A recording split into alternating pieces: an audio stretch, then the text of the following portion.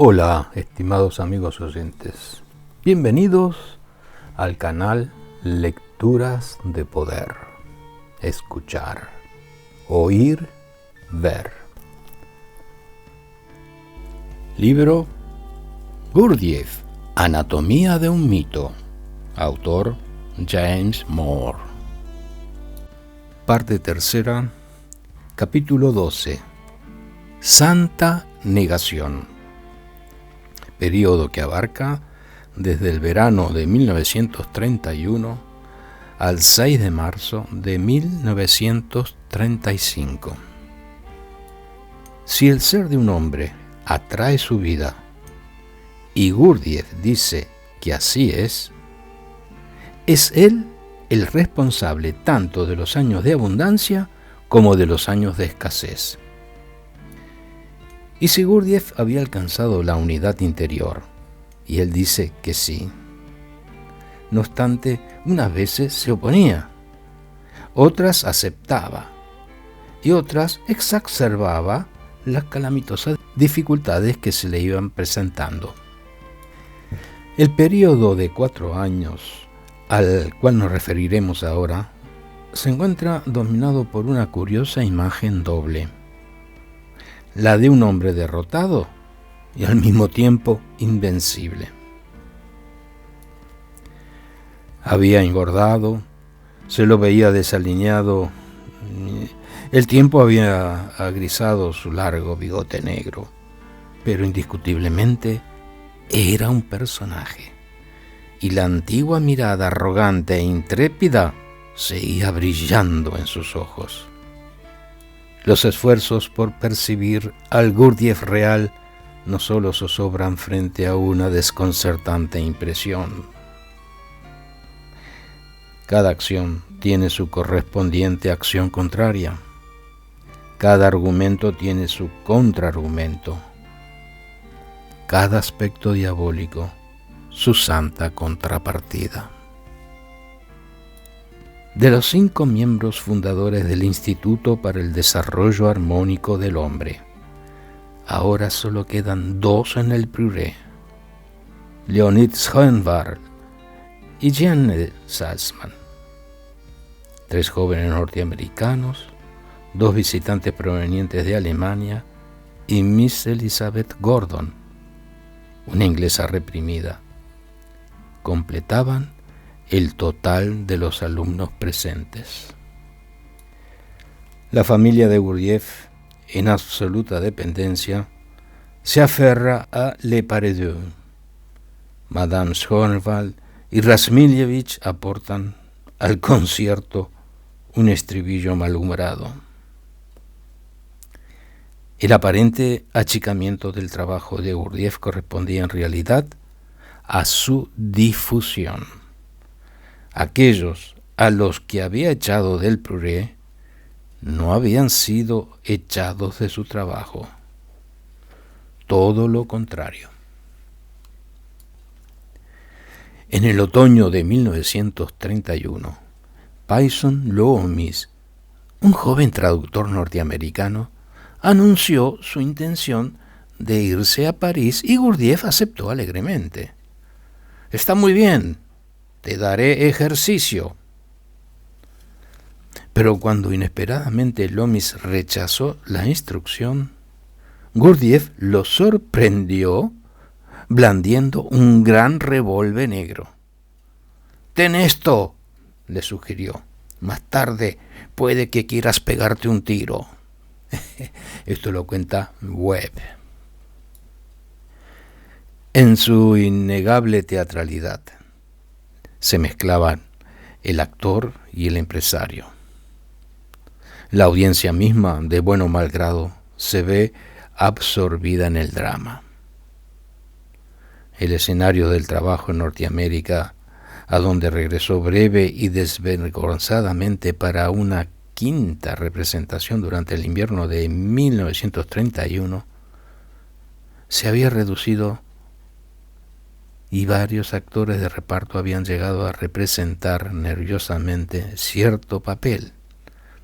El escritor Gorg Amundsen, el actor Erwin Wolfe y el poeta Schuyler Jackson. Pero Nueva York sin Horace era como l'après-midi d'une faune sin Nijinsky. La historia conserva una escena de la época que tuvo lugar durante una cena ofrecida por John O'Hara Cosgrave, ex editor del New York World, en que vemos a Gurdjieff interactuando con cierto Nadir Khan. Si bien este huésped, que se ganaba la vida escribiendo incesantemente con el seudónimo de Ahmed Abdullah, tenía la tendencia de mostrarse atildado en la sociedad. Parecía un hombre con una genuina biografía geográfica.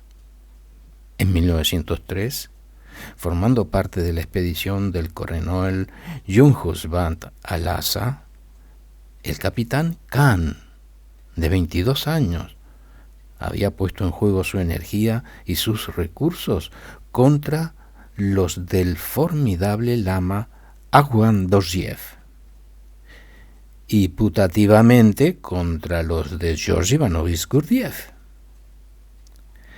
Ahora, enfrentado directamente a Gurdjieff, en la generosa mesa de Cosgrave, Ahmed Abdullah expresó su famosa y desatinadamente errónea conjetura. Yo estaba convencido de que él era el lama Dorjiev. Se lo manifesté y él me hizo un guiño. Hablamos de Tajik. Pocos guiños merecieron el uso de tanta tinta de impresión. En cuanto a lo que verdaderamente sucedió en Tajik, jamás lo sabremos, pero queda el tributo de Nadir Khan, diciendo: soy un hombre bastante sabio, pero me gustaría conocer las cosas que Gurdjieff ha olvidado. Todo esto nos lo cuenta Rom Landau. A pesar de este caudal de diversiones, Gurdjieff no se demoró mucho tiempo en Nueva York. Los focos del trabajo proyectaban su luz sobre Chicago, donde los grupos de Jean Toomer, menos problematizados por los recientes, entre comillas, juramentos, en una atmósfera de devoción sonriente pero carente de humor, albergaban la esperanza de que Gurdjieff regresara a consumar el trabajo de Horace. Esto lo cuenta Fritz Peters. El mismo Horace había esperado que esto sucediera, diciendo: rezo para que a través de mí, como otro Moisés, ellos puedan ser conducidos al Jordán y que logren atravesarlo de la mano de Joshua Gurdjieff. Así lo cuenta Louis Welch. Si el espíritu adventista que prevalecía en Chicago era real, quedaría comprobado con la visita de Gurdjieff, así como también, inevitablemente, la generosidad financiera de sus seguidores. El fervor personal de Jean Toomer estaba fuera de dudas y posiblemente superara su sentido común y su competencia. El verano anterior en Portage, Wisconsin, patrocinado por Sona Gale, había arremetido con un experimento estilo Priure que atrajo mucha publicidad maliciosa.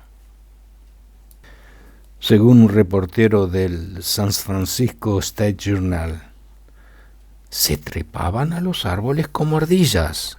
Esto lo cuenta Webb.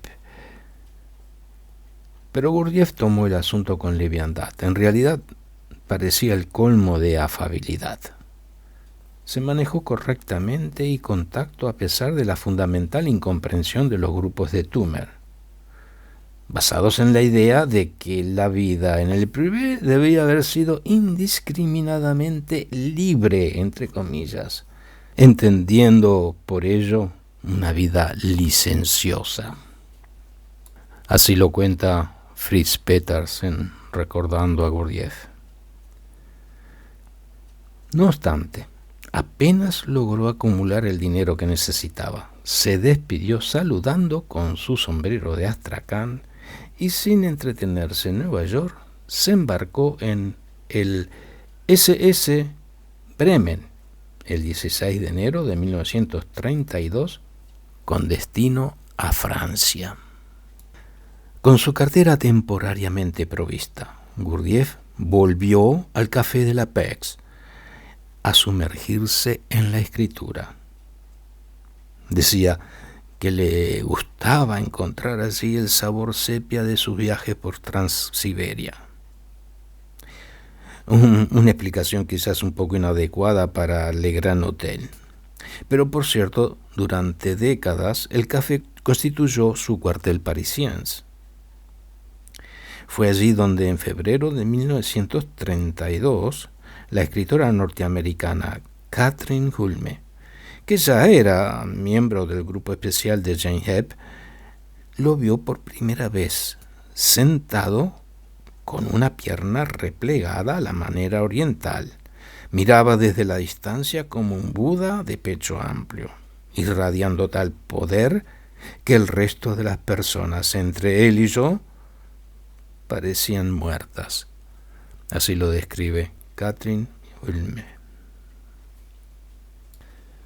Una vez aceptadas las insustanciales credenciales de Miss Hulme, «¿Jeb?», murmuró Gurdjieff. «¿Miss Jeb?». Gurdjieff la llevó a visitar el Piure. El atropellado trayecto por la ruta nacional, él en su sedán negro, ella siguiéndolo en un Packard, fue tan notable por sus peligros como por sus líricos interludios. «Aquí hacemos pausa», dijo Gurdjieff, deteniéndose en un charco de ranas, «y escuchemos Grenouille». El Piure y su estada de una noche en él quedaron en un recuerdo de Kathryn como un sueño singular e inexplicable, la visión de una visita a una casa encantada. Así lo relata Kathryn Hulme. ¿Por qué, si Miss Hulme no alcanzó a ver en el café de la Pécs el, entre comillas, fantasma de Olga de Hallman, unido para siempre a la pequeña mesita redonda de mármol de Gurdjieff, no fue tan insensible en el Château del Piure? Aquí podía sentir la presencia de Catherine Mansfield, intuir débilmente bailarines espectrales en la vacía casa de estudios y pescar ecos subliminales de la ya silenciada música. El Instituto para el Desarrollo Armónico del Hombre estaba entrando en su declinación final. Stanley Knott, en su visita en la primavera de 1932, quedó conmovido por la condición del lugar, diciendo: «Los jardines estaban olvidados, el invernadero en ruinas, los preciosos tapices hechos trizas por ratas y ratones, los atuendos personales de Gurdjieff, su sombrero y el bastón de mango dorado, etc., habían sido descartados, y por más velozmente que conduciera hacia París, con Knott y Jeanne Salman, parecía subyugado por la melancolía». Abro cita. Vestía un traje marrón de confección de mala calidad y una gorra de paño. Cuando nos deteníamos en un café, en lugar de charlar y bromear, se sentaba en silencio o respondía con monosílabos. Podíamos percibir su sufrimiento interior. Cuanto más grande el hombre, más pesada la carga. Cuanto más fuerte, mayor su sufrimiento. Fin de la cita de C. Stanley Knott. Privado por propia voluntad de sus aliados más eficaces, Gurdjieff estaba en una posición desesperada respecto del Piuré. Mantenerlo era tremendamente costoso, y ni sus osados negocios ni las perezosas donaciones norteamericanas alcanzaban a cubrir los gastos.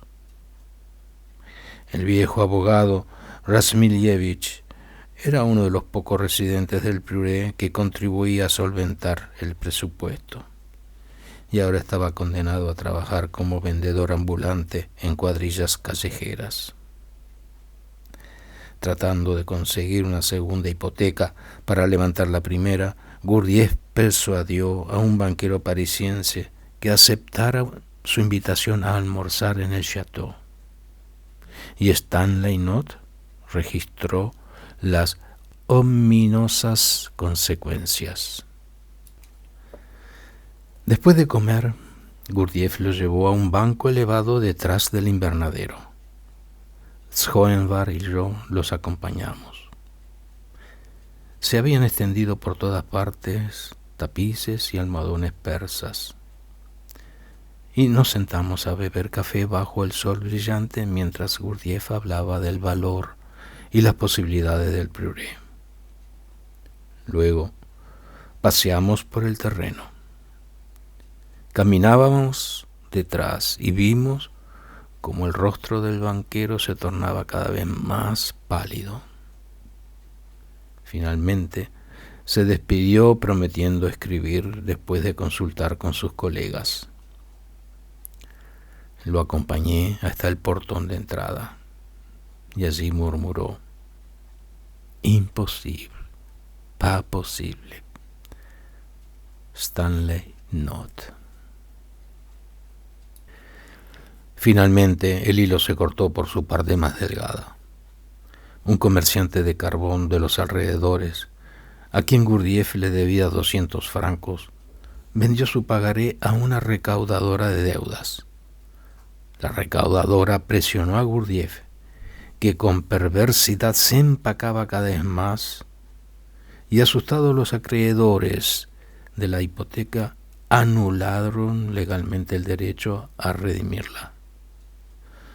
Durante la cena del 30 de abril de 1932, Gurdjieff conmovió a su compañía anunciando que ese era el último sábado, el último Armagnac. Por sobre los cubiertos inmovilizados, rostros elocuentes traicionaban las reacciones de sus poseedores. Elizabeth Gordon, convenientemente incrédula; Elisabetta Galunyan, fatalista; y Bernard Metz, alegremente cínico. Pero al día siguiente, cuando se cerró oficialmente la cocina, al menos un joven norteamericano se violentó amenazando a Gurdjieff con hacerle juicio y hasta hacerle daños corporales. A continuación, se produjo una semana de torbellinos, rumores y contrarrumores, inolvidables diálogos apasionados y frenéticos viajes a París. «Tranquilízate, por favor», le dijo Jeanne de Salzmann a Louise Goldfeld. A pesar del repetido lamento de que era el último sábado, el último Armagnac, nunca fue Gurdjieff un anfitrión tan perfecto como la noche del 7 de mayo. Los brindis en honor a los idiotas fueron solemnemente conducidos por Papa Svechnikov y el siempre fiel doctor Schoenvar. El lunes, después de la cena, la compañía se reunió en el salón y allí, bajo la fotografía de su padre, el Ashok, y Gurdjieff tocó el armonio durante largo rato. «¿Puedo hacer algo por ti?», susurró Salchicha angustiada. «Ahora solo dinero, dinero, fue la respuesta de Gurdjieff. Necesito 100.000 francos, todos juntos, ya. Pero nadie tenía esa abultada suma, y el miércoles 11 de mayo de 1932, un silencio melancólico se cernió finalmente sobre el Château de Bririer. El Instituto para el Desarrollo Armónico del Hombre había dejado de existir. Nadie podría definir con precisión el nadir absoluto de la esperanza misionera de Gurdjieff, pero con seguridad está por los alrededores. A pesar de que el cierre del Prioré había estado amenazándolo durante meses y hasta durante años, a pesar de que él mismo lo había acelerado con su propia política de aislamiento, no obstante, su concreción fue un golpe brutal que Razmilievich, el querellante, y Madame Schoenwald, la quejumbrosa, se alejaran del alcance de sus oídos. Paradójicamente era para Gurdjieff una pérdida que Leonid Schoenwald, el decano de sus alumnos, se retirara decepcionado a Normandía. Levantaba extrañas y dolorosas preguntas, y quedar aislado de la compañía de Jeanne de Salzmann lo desmoralizaba. Pero Gurdjieff mismo cortó sus conexiones. Se fue a París, abandonando al destino su memorabilia personal y baúles cargados con partituras musicales irreemplazables. Todo eso, de no ser por la intervención de James, se hubiera desvanecido simplemente para siempre. Continuará. Si les gustó este audio video, envíenme un comentario, pongan un like y reenvíenlo a sus amigos. Muchas gracias por escuchar.